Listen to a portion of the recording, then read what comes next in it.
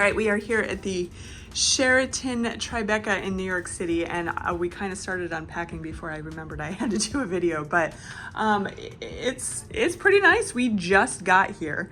It's not huge, but obviously it's New York City, so this is what you get. You get your desk, your TV, your bed.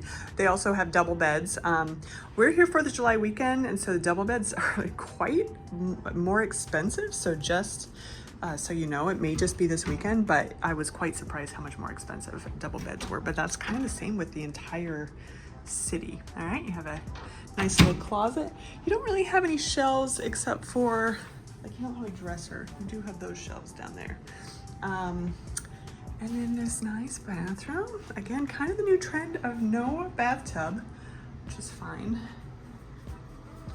Yeah, not huge, but it's nice. Let me show you the view. We're on the 7th floor, so I think it's a semi-low floor, but it's so cool to see Tribeca and see the city here.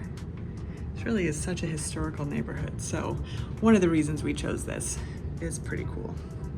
We chose the Sheraton Tribeca for a couple reasons. One was because of the location, but the other one was just price.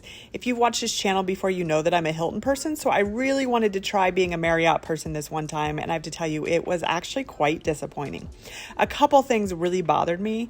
The first one was that we checked in on 2 different days because we had some friends. It was actually a nephew and his friend that we were bringing to New York City. So we checked in. Check-in time was 3 o'clock. Our room was not ready till almost 4. And then the next day, when our friends checked in, their room was not ready till almost 4:30, which it's like, you're setting the time of 3.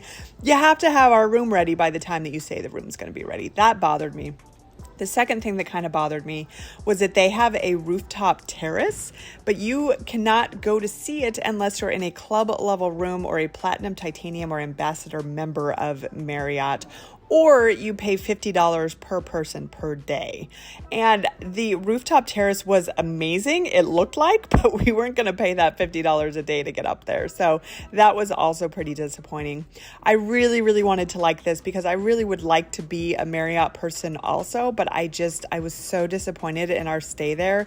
I probably wouldn't stay there again, and honestly, I'm not sure I'm going to give Marriott another try because of this situation. But again, it was a very clean hotel and a nice location and all that.